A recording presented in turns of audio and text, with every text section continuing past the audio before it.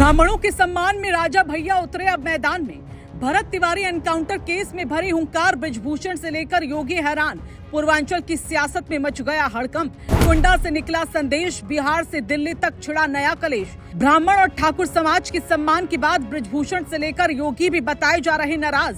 क्या पूर्वांचल का हिलेगा समीकरण? भरत तिवारी की मौत पर उठे सवालों के बीच राजा भैया की तेज हुई आवाज, बोले न्याय चाहिए और समाज को बांटने की कोशिश नहीं चलेगी। बिहार से यूपी तक बड़ा सियासी दबाव। जी हाँ, ये सच है, क्योंकि ब्राह्मण का ज्ञान और ठाकुर का शौर्य जब साथ खड़ा हो तो समाज का भरोसा मजबूत होता है। पूर्वांचल में ये बात अक्सर सामाजिक मेलजोल और सम्मान की भाषा में कही जाती है। इसी सोच के बीच बिहार के भरत तिवारी एनकाउंटर केस ने नई बहस को खड़ा कर दिया। भरत भूषण तिवारी केस के बाद परिवार ने पुलिस कार्रवाई पर सवाल उठाए, जबकि पुलिस का कहना है कि कार्रवाई आत्मरक्षा में हुई। अब बिहार सरकार ने हाईकोर्ट के रिटायर्ड जज से न्यायिक जांच कराने का फैसला लिया है। 4 पुलिसकर्मियों के निलंबन की भी खबर सामने आई है।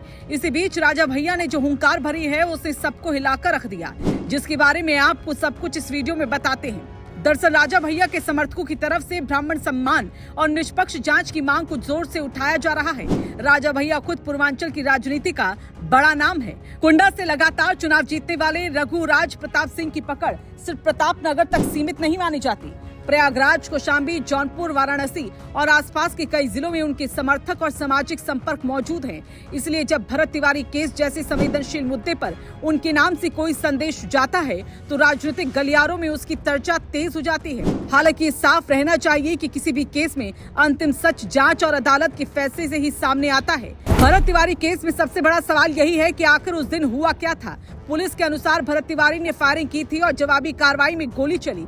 दूसरी तरफ परिवार और स्थानीय लोगों ने इस कहानी पर सवाल उठाए हैं। एक वीडियो के सामने आने के बाद भी बहस बढ़ी है और सरकार ने न्यायिक जांच का फैसला लिया।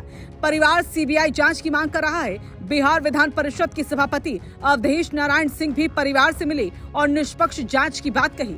अब जांच ये तय करेगी कि पुलिस का दावा कितना सही था और परिवार के आरोपों में कितनी सच्चाई है। लेकिन इस बीच पूर्वांचल के समीकरण भी बदलने लगे हैं, क्योंकि पूर्वांचल में चुनाव सिर्फ पार्टी के नाम पर नहीं लड़ा जाता। यहाँ ब्राह्मण, ठाकुर, यादव, कुर्मी, निषाद, दलित, राजभर, मौर्य और मुस्लिम वोटर हर सीट पर अलग असर रखते हैं।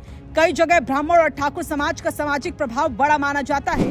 राजा भैया की राजनीति को भी इसी नजर से देखा जाता है। वो ठाकुर समाज से आते हैं, लेकिन अपनी सभाओं में ब्राह्मण, पिछड़े दलित और दूसरे हिंदू वर्गों को साथ जोड़ने की बात करते रहते हैं। राजा भैया की सक्रियता 2027 की यूपी चुनाव से पहले और महत्वपूर्ण मानी जा रही है।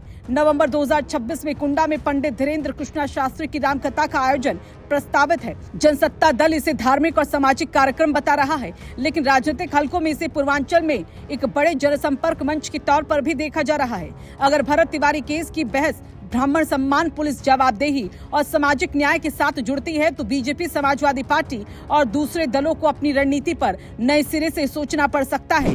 वहीं बृजभूषण शरण सिंह जैसे नेताओं से लेकर योगी सरकार तक इस पूरे माहौल पर नजर रखी हुई है, क्योंकि पूर्वांचल में छोटे दिखने वाले सामाजिक मुद्दे भी कई बार बड़ी राजनीतिक लहर बना देते हैं। लेकिन भरत तिवारी केस में सबसे जरूरी बात राजनीति नहीं, न्याय है। न्यायिक जांच में जो सच सामने आए उसी के आधार पर कार्रवाई होनी चाहिए। अगर पुलिस की गलती साबित होती है तो जिम्मेदारों पर सख्त कार्रवाई हो, और अगर पुलिस का दावा सही निकलता है तो वो भी साफ हो। राजा भैया की हुंकार, ब्राह्मण सम्मान की चर्चा और पूर्वांचल का चुनावी गणित अपनी जगह है, लेकिन कानून से ऊपर कोई नहीं होना चाहिए। यही संदेश बिहार से लेकर यूपी और दिल्ली तक सबसे ज्यादा असर डालेगा।